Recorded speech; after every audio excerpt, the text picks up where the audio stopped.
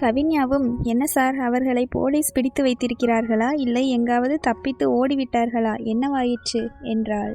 அதற்கு ராகவன் சாரும், அவங்க இப்போ இந்த உலகத்திலேயே இல்லைம்மா என்றார். கவின்யாவும் அதிர்ச்சியாக, என்ன சார் சொல்லுறீங்க, அவர்களுக்கு என்ன ஆச்சு, எதுவாக இருந்தாலும் தெளிவாக சொல்லுங்கள் என்றாள். அதற்கு அவரும், கவின்யா, போலீஸ் வந்து அவர்களை தேடி அவர்கள் வீட்டிற்கு சென்றனர். போலீஸ் வருவதை கவனித்த அவர்களும் பின்வாசல் கதவு வழியே வந்து காரை எடுத்துக்கொண்டு தப்பித்து சென்றுள்ளனர். போலீசாரும் அவர்களை விரட்டியபடியே பின்னாலேயே சென்று கொண்டிருந்தனர். எப்படியாவது தப்பித்து சென்று விடலாம் என வேகமாக காரை ஓட்டி சென்று கொண்டிருந்த சிவாவும் எதிரே வந்த லாரியில் நேராக விட்டுவிட்டான். லாரியின் மேல் மோதிய வேகத்தில் கார் பாதி நசுங்கிய நிலையில் அருகே இருந்த குழிக்குள் விழுந்தது. அது பாலம் கட்டுவதற்காக தோண்டப்பட்டிருந்த குழி என்பதால் அங்கு நடப்பட்டிருந்த கம்பிகளுக்கு மேல் கார் விழுந்துவிட்டது. அதனால் உள்ளே இருந்தவர்களும் சம்பவ இடத்திலேயே இறந்துவிட்டனர் என்றார். கவின்யாவும், என்ன சார், அப்போ அவங்க 2 பேரும் இப்போது உயிருடன் இல்லையா? காரில் சென்றவர்கள் அனைவரும் இறந்து விட்டார்கள் என்றால் என் தம்பி இனியனும் அவர்களுடன் போய்விட்டானா? அவர்கள் செய்த தவறுக்காக ஒன்றும் அறியாத குழந்தையையும் கொன்றுவிட்டார்களே என கூறிவிட்டு அழ ஆரம்பித்தாள் கவின்யா. அதற்கு ராகவன் சாரும், கவின்யா அழாதேமா, இனியன் உயிருடன் தான் இருக்கிறான் என்றார். என்ன சார் சொல்லுறீங்க, நிஜமாகவா? அவன் இப்போ எங்கே இருக்கிறான், எப்படி இருக்கிறான், யாருடன் இருக்கிறான் என கேள்விகளை அடுக்கினாள் கவின்யா. அதற்கு அவரும், அதிர்ஷ்டவசமாக போலீஸ் அவர்களை தேடி வீட்டிற்கு செல்லும்போது அவன் அங்கு இல்லை, பக்கத்து வீட்டில் விளையாடி கொண்டிருந்ததால் அவனை அங்கேயே விட்டுவிட்டு அவன் அம்மாவும் அப்பாவும் தப்பி சென்றிருக்கிறார்கள். பின்பு லாரியில் மோதி உயிரையும் விட்டுவிட்டார்கள். பாவம் குழந்தை தன் அம்மா அப்பா இருவரும் இறந்து விட்டார்கள் என தெரிந்தவுடன் கத்தி கத்தி அழுது கொண்டிருந்தான். அவர்களின் இறுதி காரியம் முடிந்த பின்பு நான் தான் அவனை சமாதானப்படுத்தி ஒரு ஆசிரமத்தில் சேர்த்து விட்டேன் என்றார். கவின்யாவும், இந்த 4 நாட்களில் இவ்வளவு நடந்திருக்கிறது, ஆனால் என்னிடம் எதையுமே ஏன் சொல்லவில்லை? என் தம்பியை எதற்காக ஆசிரமத்தில் சேர்த்தீர்கள் என்றாள்.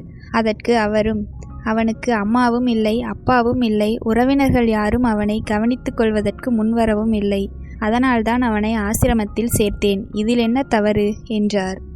அதற்கு கவின்யாவும், அவனுக்கு அக்கா நான் இருக்கிறேன், நான் அவனை பார்த்து கொள்ள மாட்டேனா? என்னிடம் ஒரு வார்த்தை கேட்காமல் ஏன் இப்படி செய்தீர்கள்? நான் இப்போதே அவனை பார்க்க வேண்டும், காரை ஆசிரமத்திற்கு திருப்புங்கள் என்றாள் கோபமாக. அதற்கு அவரும், இல்லம்மா, நீ அவன் மீது இவ்வளவு அன்பு வைத்திருக்கிறாய் என எனக்கு தெரியாது. அது மட்டும் இல்லாமல் அவன் உன்னை கொல்ல நினைத்தவர்களின் மகன், அதனால் அவனை நீ மன்னித்து ஏற்றுக்கொள்வாயா என தெரியவில்லை, அதனால்தான் அவ்வாறு செய்தேன் என்றார். கவின்யாவும், அவன் என் தம்பி, அவன் பிறந்ததிலிருந்து இதுவரை ஒரு நாள் கூட அவனை விட்டு நான் பிரிந்ததே இல்லை. இனி மட்டும் எப்படி அவனை வெறுக்க முடியும்? ஒரு வகையில் அவன் அம்மா அப்பா இறந்ததற்கு முழு காரணமும் நான்தான். நான் மட்டும் போலீஸில் புகார் அளிக்காமல் இருந்திருந்தால் அவர்கள் உயிருடன் இருந்திருப்பார்கள் என்றால் அழுது கொண்டே. அதற்கு ராகவன் சாரும், அழாதேமா, உன்மீது எந்த தவறும் இல்லை, நான் தான் அனைத்திற்கும் காரணம். நான் மட்டும் முன்னாடியே உன்னிடம் உண்மையை சொல்லியிருந்தால் எந்த பிரச்சனையும் வந்திருக்காது. உனக்கு ஒரு குடும்பம் கிடைத்ததை எண்ணி மகிழ்ச்சியாக இருந்துவிட்டேன். அதனால் உன் மன நிம்மதியை கெடுக்க விரும்பாமல் உண்மையை மறைத்து சிவா கூறியதை நம்பி ஏமாந்து விட்டேன். உன்னை அந்த பாலடைந்த கிணற்றிற்குள் இருந்து மீட்டு கொண்டு வந்து மருத்துவமனையில் சேர்க்கும் வரை என் மனம் எவ்வளவு பாடுபட்டது என்று எனக்கு மட்டுமே தெரியும். உன் தாத்தா என் மீது வைத்திருந்த நம்பிக்கையால் தான் உன்னை என்னிடம் ஒப்படைத்தார். நானும் ஒவ்வொரு முறையும் உன்னை பார்க்கும் போதெல்லாம் உன் தாத்தாவின் நம்பிக்கைக்கு தகுதியானவன்தான் நான் என நினைத்து கொள்வேன். நான் உன்னை சரியான இடத்தில் சேர்த்துவிட்டேன் என எண்ணி பெருமை கொள்வேன். ஆனால் எப்போது சொத்துக்காக உன்னையே கொல்ல துணிந்தார்களோ அப்போதே நான் முடிவு செய்துவிட்டேன், இனி இவர்கள் சிறையில்தான் இருக்க வேண்டும் என்று. அதனால்தான் போலீஸில் புகார் கொடுத்தேன். ஆனால் இப்படி கடவுளே தண்டனை கொடுப்பார் என்று நான் எதிர்பார்க்கவில்லை என்றார்.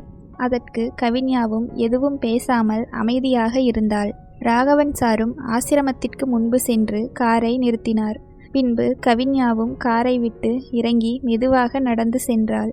ராகவன் சாரும், அம்மா, உனக்கு கால் வலித்தால் நீ நடக்க வேண்டாம், இங்கேயே இரு, நான் இனியனை அழைத்து வருகிறேன் என்றார். கவின்யாவும், பரவாயில்லை சார், நானும் நடந்து வருகிறேன் என கூறிவிட்டு மெதுவாக வந்தாள். ராகவன் சாரும், அங்கே பாருமா, இனியன் அங்கு இருக்கிறான் என கை காட்டினார். அங்கு மொட்டை தலையுடன் அழுதபடி அமர்ந்திருந்தான் குழந்தை. கவின்யா வந்ததை கூட கவனிக்கவில்லை. கவின்யாவும் இனியா என்று அழைத்தாள். கவின்யாவின் குரலை கேட்டவுடன் அக்கா என ஓடிவந்து கால்களை இறுக்கமாக கட்டிக்கொண்டான். அழுது அழுது குரலெல்லாம் மங்கிப்போய் கண்களெல்லாம் சிவந்து போய் பார்ப்பதற்கே கஷ்டமாக இருந்தது. அவனும், அக்கா, நீ என்னை விட்டு விட்டு எங்கே போனாய்? அம்மாவும் அப்பாவும் இனி திரும்ப வரவே மாட்டாங்களாம். நீயும் என்னை விட்டுவிட்டு எங்கேயோ சென்று விட்டாய். எனக்கு பயமாயிருக்கிறது. நானும் உன்னுடனே வருகிறேன், என்னையும் கூட்டிக் கொண்டு போ என கூறிவிட்டு அழுதான். அதற்கு கவின்யாவும், இனியா, இனி நான் உன்னை விட்டு எங்கும் செல்ல மாட்டேன். அம்மாவும் அப்பாவும் இல்லாவிட்டால் என்ன? உன்னை பார்த்து கொள்வதற்கு நான் இருக்கிறேன், அழாதே என கூறிவிட்டு கண்ணீரை துடைத்து விட்டாள். இனியனும் சிறிது நேரத்திற்கு பிறகு அழுகையை நிறுத்தினான். பின்பு, அக்கா, உனக்கு கை கால்களிலெல்லாம் எப்படி அடிபட்டது என்றான். அதற்கு ராகவன் சாரும், உங்க அம்மாவும் அப்பாவும் சென்ற காரில்தான் அக்காவும் போனாங்க. அப்போ நடந்த விபத்தில்தான் அக்காவுக்கு அடிபட்டு தப்பித்து பிழைத்து உனக்காக வந்திருக்கிறாள் என்றார்.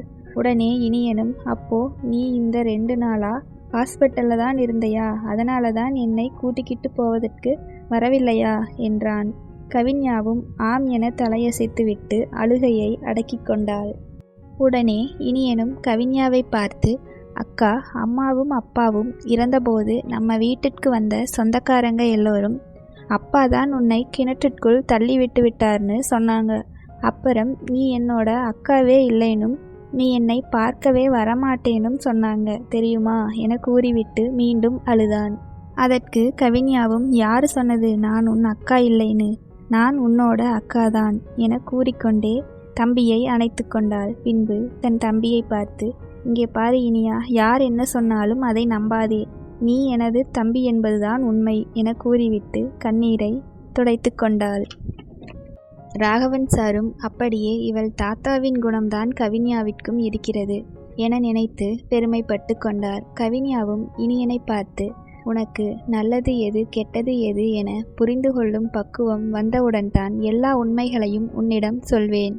அதுவரை எதையும் சொல்ல மாட்டேன் என மனதிற்குள் நினைத்து கொண்டாள். பின்பு இனியனும், அக்கா, பசிக்குது, வாக்கா, சீக்கிரமா வீட்டிற்கு போகலாம் என்றான். கவின்யாவும், முதலில் சாப்பிட்டுவிட்டு பிறகு வீட்டிற்கு போகலாம், வா என்றாள். இனியனும் கவின்யாவின் கைகளை இறுக்கமாக பிடித்து கொண்டு, அக்கா, உனக்கு கால் வலித்தால் என் கைகளை பிடித்து கொண்டு நடந்து வா என கூறிக்கொண்டே அழைத்துச் சென்றான். கண் தெரியாத காட்டிற்குள் வழித்துணைக்கு ஒரு ஆள் கிடைத்ததைப் போல இருவரும் ஒருவர் கைகளை ஒருவர் பிடித்து கொண்டு நடந்து சென்றனர். கடவுளே, இனிமேலாவது இந்த குழந்தைகள் இருவரும் நல்லா இருக்கணும், இவர்களையும் பிரித்து விடாதே என நினைத்தபடி ராகவன் சாரும் அவர்கள் பின்னாலேயே நடந்து சென்றார்.